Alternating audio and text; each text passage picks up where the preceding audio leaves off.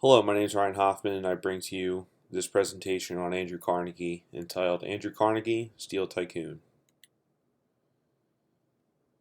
Following slide, there's a quote directly from Andrew Carnegie. It says, "The immigrant is the capable, energetic, ambitious, discontented man." And I believe that's a true and accurate representation of Andrew Carnegie, not only as a person, but in philosophy as well, as he is a immigrant from Scotland, and he came to the United States at a very young age. So the early life of Andrew Carnegie. He was born on November 25th, 1835, in Scotland. His parents were William Carnegie and Margaret Morrison. A lot of people don't know that he also actually had a brother named Tom. In 1848, his family moved to the United States due to a failed um,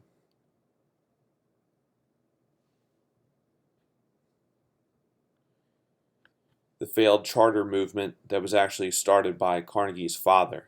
They fought for better wages for workers after Scotland had fallen on some hard times economically after the Industrial Revolution. Um, that was obviously unsuccessful. The family had then sold all their possessions and moved to Allegheny, Pennsylvania, just outside of Pittsburgh, where they lived in a family owned two-bedroom apartment above a weaving shop, which Carnegie's father subsequently took over operations of once they moved.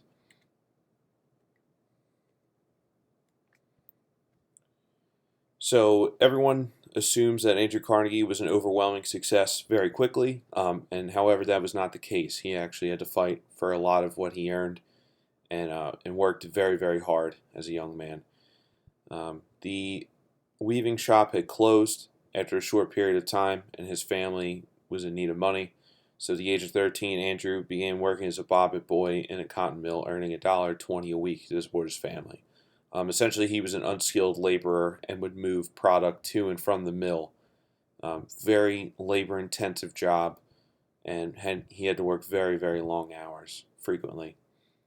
A year later, he was hired as a messenger for a telegram company, and he became one of the top, if not the top, telegram equipment operators. And he was self-taught how to use all that equipment.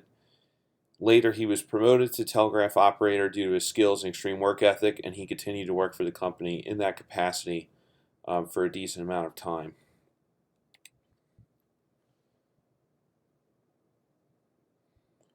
The subtle rise to success for young Carnegie. So he found a new skill set being part of the telegram company, and he landed a job with the prestigious Pennsylvania Railroad, which at the time was, again, as mentioned before, a very prestigious company to work for. He continued using his skills as a telegram operator, and at 24, he was promoted to the superintendent of the railroad in their Western Division. This was a position that was extremely hard to attain, and is quite the feat, being that he had no formal education other than reading books on his own and taking his own will and initiative to learn. So this was quite a feat for him to accomplish. Going through his personal life, as I mentioned before, he was an avid reader, and he was described as such by many who worked for him.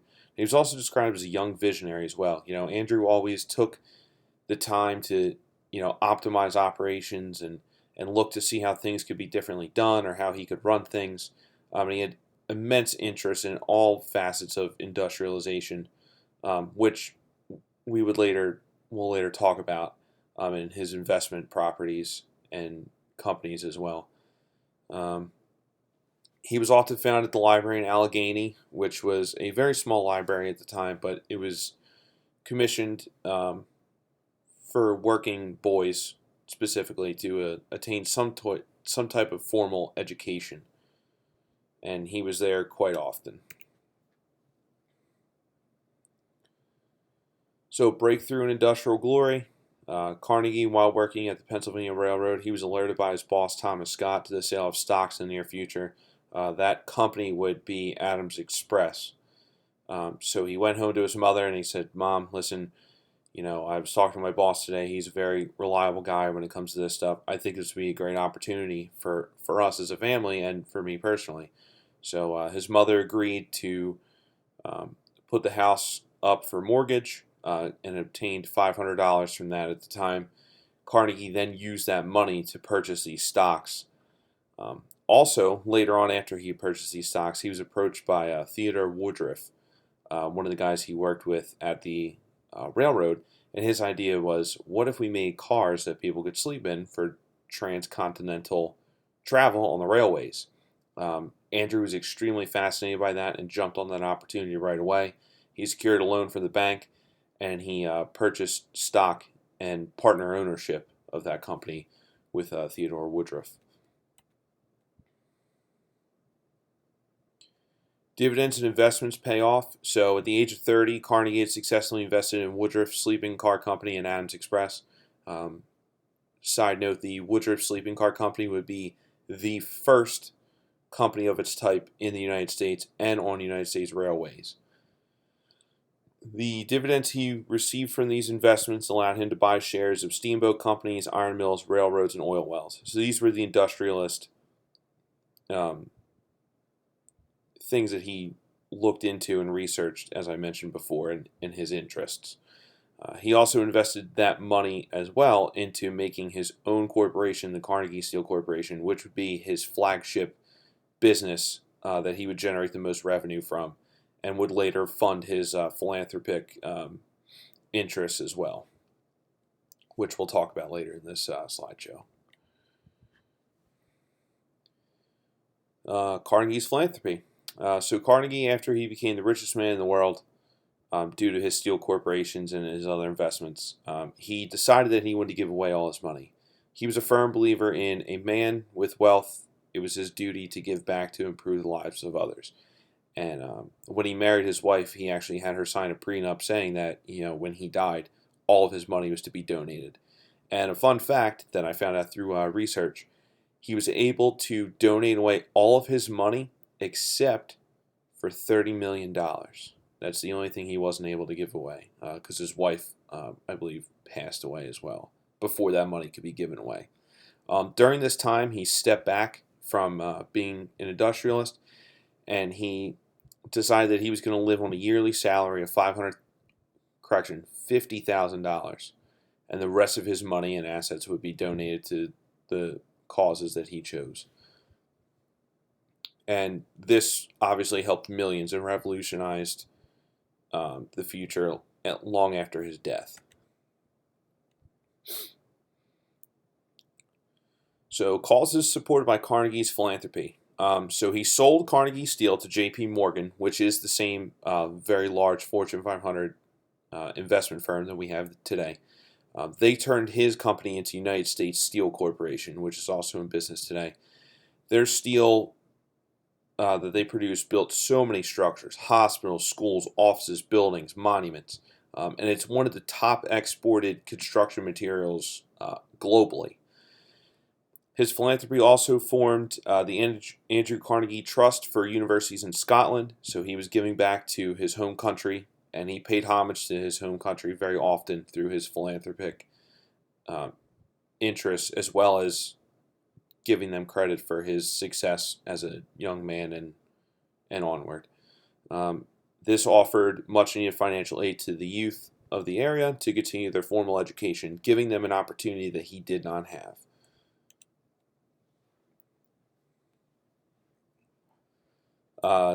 Causes supported by Carnegie continued. So he supported the Peace Palace, which is the international law building in The Hague, Netherlands. He also founded the UK Trust and the Carnegie Endowment for International Peace. Because his whole idea, and he was a man of peace, he was a pacifist, his whole idea was that we needed to come together as a global community and better each other and end wars. And that's what he was very steadfast on. So currently, the Andrew Carnegie Endowment for International Peace has over 100 partners of this cause, and they live all over the world. Few in the United States, a lot of in Asia, South America, the Middle East, Europe, and the Oceanic countries. What they do is they partner with local leaders and government officials and citizens, and they try to identify the issues socioeconomically and politically in the areas. They generate these reports, through photography, written, emails, correspondence, the whole thing. They go back to a global think tank, and they all present their ideas, and they try to find if certain socioeconomic or political issues are present in more than one area, and they try to make trends off of that, because their whole idea and their intention is to, again, create world peace as he had wished. And this gives citizens and political leaders and stuff a platform to pretty much talk about what is the issue in their country in which they would like to see fixed. Because as we know, language, culture, religion, things like that is a very big barrier for multiple countries coming together to try to unify and form peace.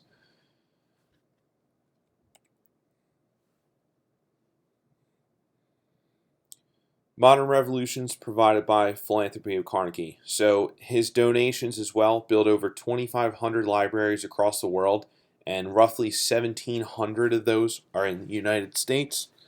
In 1911, as his last act of kindness before his death, Carnegie founded the Carnegie Corporation of New York, which devoted specifically to scientific advances.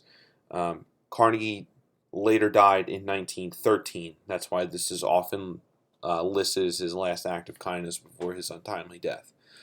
In the deed of gift that he wrote to the corporation is the following quote: "Conditions upon the earth inevitably change. Hence, no wise man will bind trustees forever to certain paths, causes, or institutions. They shall best conform to my wishes by using their own judgment." So he recognizes that the world that exists long after him will be one of modern change and modern ideas. So he puts the trust in these trustees to act in best faith of his wishes to create a dynamic system to donate money to causes, research, and that sort of thing, which still occurs today, and we'll talk about that in the next slide as well, specifically referring to the scientific advances.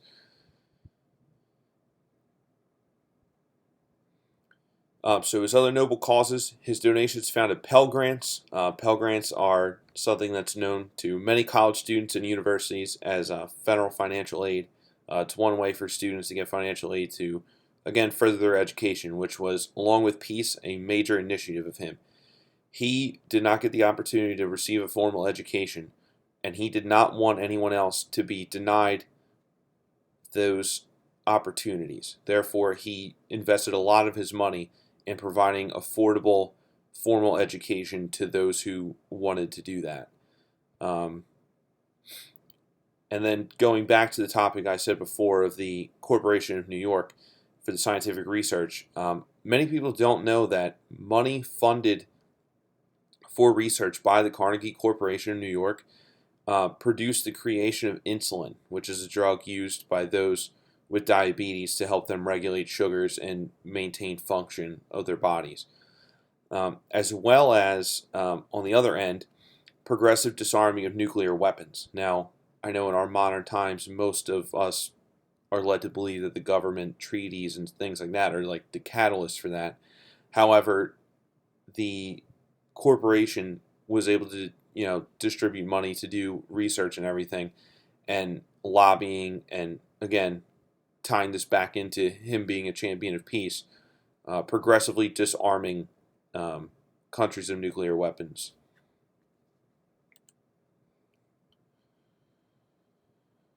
So in the closing statements, Andrew Carnegie has been seen as a philanthropist, industrialist, and venture capitalist. However, I firmly believe that doesn't do him justice enough. He was a champion of peace, and he wanted to see nothing more than global unity and the abolition of war, and that's very apparent by most of his contributions towards peace trusts. Carnegie has touched the lives of millions of students, impoverished citizens, those stricken with genetic illnesses, and impoverished youth across the globe. His contributions to the world will be felt for centuries. He is responsible for many people receiving formal education, those who use insulin as a life-saving drug, as well as further economic advancements and through his steel industry and his investment toward research in scientific developments. I'm sure that as the decades go on, we will find that more and more research initiatives will be funded by the Carnegie Foundation of New York. And on the last note here, Andrew Carnegie should be remembered as the world's most caring man, not one of the most wealth.